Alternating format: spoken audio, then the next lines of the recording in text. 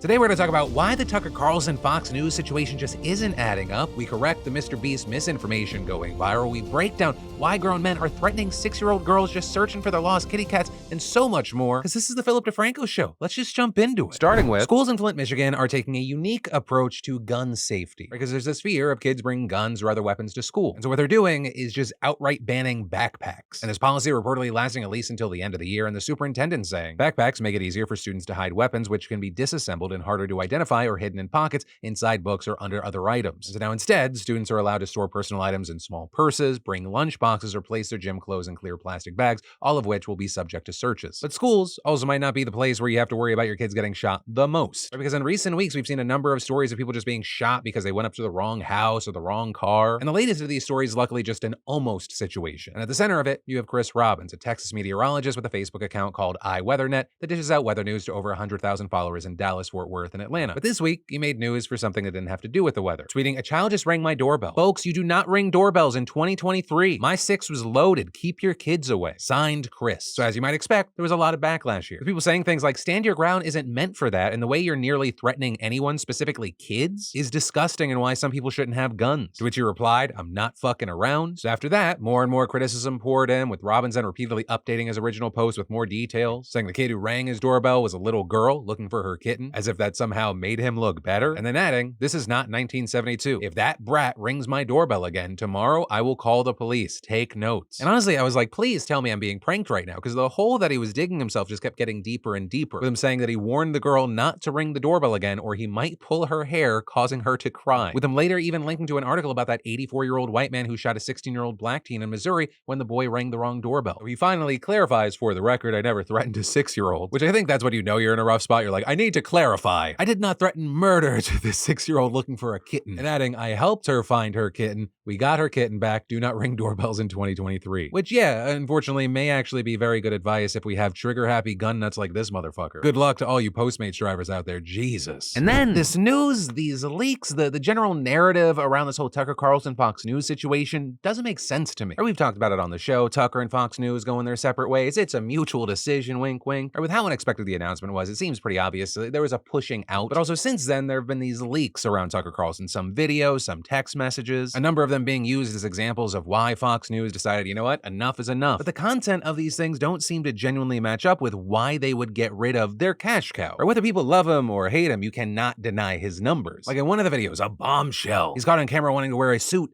in a video, and he's bashing Fox Nation as like a terrible website. Okay? And then today, you have the New York Times reporting on a text that was included in a redacted court filing in the Dominion's defamation suit against Fox News. And while in the filings, the text is entirely blacked out, the contents were disclosed to the Times in interviews with several people close to the defamation lawsuit. And per the Times, Tucker sent a message to one of his producers in the hours following the January 6th insurrection. And in it, Carlson describes how a video he had recently watched of a group of Trump supporters violently attacking what he called an Antifa kid had brought up conflicting emotions for him. Writing, "Jumping a guy like that is dishonorable, obviously. It's not how white men fight. Yet suddenly, I found myself rooting for the mob against the man, hoping they'd hit him harder, kill him. I really wanted them to hurt the kid. I could taste it. Then somewhere deep in my brain, an alarm went off. This isn't good for me. I'm becoming something I don't want to be. The Antifa creep is a human being." Also adding he needs to remember that people love this kid and would be sad if he died, and concluding, "If I don't care about those things, if I reduce people to their politics, how am I better than he is?" Right, and from that, people focused on two parts. The first being that kind of bloodlust, and then the pullback of like, oh, whoa, my mind's going to a scary place. But also, two, a lot of people focused on that it's not how white men fight part. And that being one of the main things popping up in headlines today. But I have to say with this, even if you are disgusted with that statement, it does not make sense that Fox News would go, "Yeah,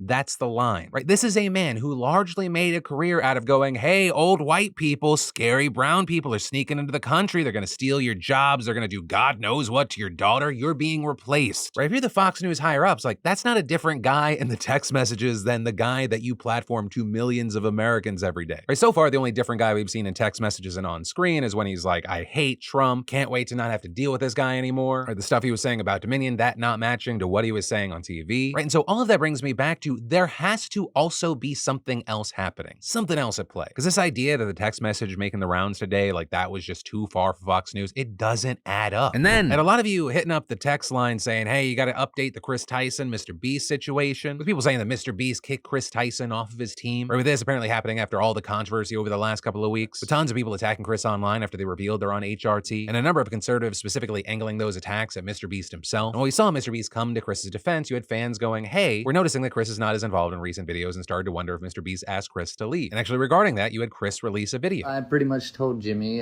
just because I want to spend time with Tucker and he's traveling a lot, I'm just going to come and go as I please. I came to Japan and I left when I pleased. Chris also saying the same thing happened at a trip to Mexico, right? Joining and leaving on their own time. And so when I watched that video, I got confused because apparently for a number of people online, they saw this video as evidence that Mr. Beast fired Chris, which does not actually appear to be the case. In fact, Twitter even had to add fact-checking context on some of these posts, noting, hey, what you're saying Chris is saying in this video, he's literally not saying. And honestly, I gotta say, with the amount of attention Chris has gotten with this, it absolutely makes sense that they might want to pull back and focus on some family. So yeah, that's the update, that there's really not much of an update, except that currently it looks like there's just misinformation being spread. And then, so you know how yesterday we talked about Pornhub blocking people in Utah from accessing the site? Right, because starting today, legally adult sites in the state will be required to verify that users are 18 or older, with the law requiring a government ID. And while I can't speak to how many people that stopped from consuming pornography, I can speak to how many people Googled VPN yesterday, with people in Utah absolutely scrambling to get some VPN goodness in their life. It's almost like all those companies and those experts that said that trying to age gate the content in this way, that it's not going to work, that they were right. Crazy. But in completely unrelated news, I want to take the time again to remind you of the importance of cybersecurity and more reasons that you'd want it. So thank you NordVPN, or more directly nordvpn.com/Phil, for sponsoring today's show and helping people stay safe. And, you know, there are a lot of reasons to use and a lot of ways I use NordVPN. Like recently I was in Mexico. I needed to check my bank account, you know, online banking websites and get touchy when it comes to connections coming from different geographic regions. But with Nord's split tunneling feature, I was able to access my bank using an IP address from a Nord server in the US while experiencing no hiccups, as I also browse the latest updates on news happening all over the world. Nord's browser extension is a lightweight tool that helps protect your privacy, bypass censorship, and keep you safe while browsing the internet or even playing browser games. So just do what I do. Configure the extension to connect automatically, and then you don't have to worry about being exposed on the internet by accident. So protect your privacy right now and go to nordvpn.com/Phil to get a huge discount on a 2-year plan plus an additional 4 months free. That's nordvpn.com/Phil. It's all risk-free with Nord's 30-day money-back guarantee. And then, if you're old enough to operate a Nintendo Switch, you're old enough to operate the line. That appears to be the general mindset behind some of this child labor news today, with the Department of Labor recently investigating 3 different McDonald's franchises across Kentucky, Indiana, Maryland, and Ohio, totaling 62 different stores. And they found that the franchises employed 305 minors who were working more than the permitted hours and completing tasks unfit for their age. In fact, one of the owners, Bauer Food in Louisville, they reportedly had 2 10-year-olds that were employed but not paid, and sometimes working as late as 2 a.m. And one of them even found to be working the deep fryer, though the majority of the minors were working for Archways Ridgewood, based in Walton, Kentucky, with them having a total of 242 14 and 15-year-olds working more than the legally allowed hours. So obviously less insane than 10-year-olds working a deep fryer at 2 a.m., but still concerning. And this is getting big enough that the senior vice president and chief people officer at McDonald's USA had to say, these reports are unacceptable, deeply troubling, and run afoul of the high expectations we have for the entire McDonald's brand. And a key thing to take away here is this is just a small part of a trend. With the Department of Labor reporting, there's been an uptick in child labor violations. In fact, since 2018, they've seen a 69% increase in children being employed illegally. And keep in mind, that's on top of the recent push for rollbacks in child labor laws. With all that said, a question I want to tack onto this story is, when did you get your first job? For me, my official first job was I was 14 years old in Florida, and I got to work at McDonald's after school. My dad had to sign special paperwork. I was so excited. Having my own money that I earned for the first time in my life was such a big deal. It made people making fun of my voice cracking while I was operating the drive-thru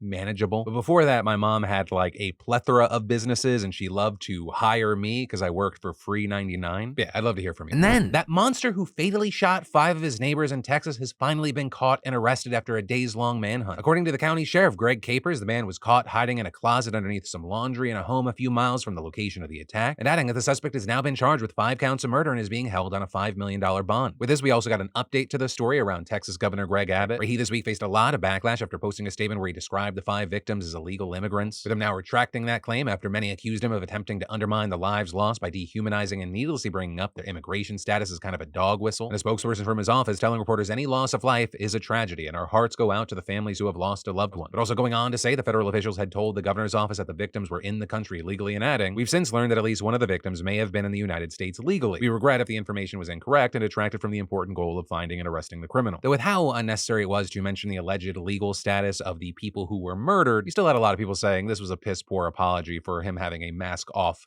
type of situation. And then, this is a weird one. The Texas State Senate just passed a bill that will give the politically appointed Secretary of State the power to overturn the election. But, a key thing here, just for the state's largest county, which has, coincidentally I'm sure, increasingly become bluer and bluer, making it a Democratic stronghold. With the legislation written so that the new rule applies to counties with populations higher than 2.7 million. And Harris County, which includes Houston, is the only county that meets the threshold with nearly 4.7 million residents. And the second largest county in the state coming in at just 2.6 million residents, and that's Dallas County. How subtle. And as far as the specifics of the bill, it would give the Secretary of State, who is currently a Republican, the ability to throw out election results if at least 2% of polling places run out of ballot paper for more than an hour. But, very importantly, according to reports, the Secretary of State wouldn't actually have to prove that any polling places actually ran out of ballots. They would merely need to have good cause to believe that there was a shortage. And additionally, they wouldn't have to prove that election administration issues affected the outcome of the election. And notably, if that does happen, another election would need to be held. But with that, we know for a fact that turnout is almost always much lower in recalls or runoffs, especially in states where Republicans are imposing laws that make it increasingly harder to vote. And so if this bill is signed, massive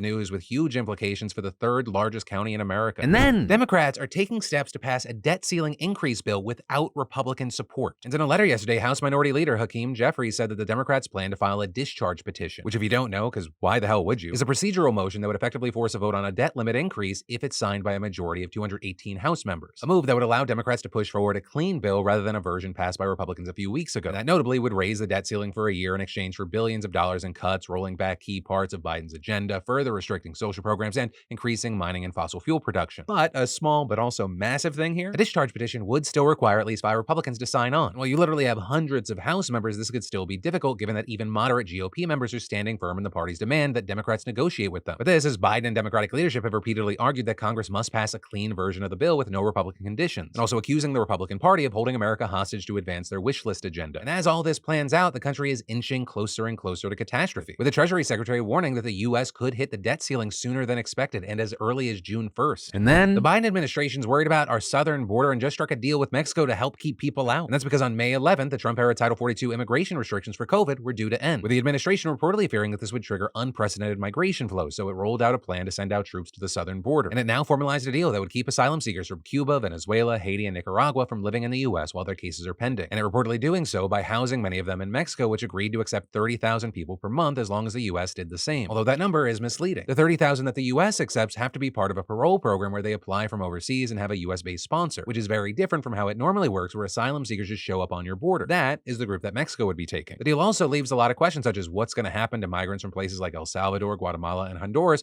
who don't have a U.S.-based sponsor and are seeking asylum. But no matter what, it feels very much like we're going to be talking about the southern border a lot as Title 42 comes to a close. And understandably, there are a lot of questions about how this is actually going to look. And then, is Russia lying again? I mean, usually there's an easy answer to that. But that's also something being asked after the Kremlin was seemingly hit by 2 drone strikes last night. Now, notably, only superficial damage was done, but Russian authorities were quick to claim that it was an assassination attempt on Putin by Ukraine. But with that, most people are very skeptical, with U.S. Secretary of State Antony Blinken saying that while he couldn't verify the story either way, he would take anything Russia says with a very large shaker of salt. Others also claiming that it was unlikely to be an attempt on Putin since Ukraine tracks his whereabouts and knew that he wasn't there at that time. And with that, some suggesting that if it was, in fact, Ukraine, this was more of a show of force to Russians that they can target them at home. Or what we're seeing a larger amount of people saying is that it's more likely to be a false flag to justify targeting Zelensky, which I mean, we've already seen. Beyond all that, brings us to the end of today's show. Thank you for being a part of another daily dive into the news that you need to know. As always, my name's Philip DeFranco. You've just been filled in. I love yo faces, and I'll see you tomorrow.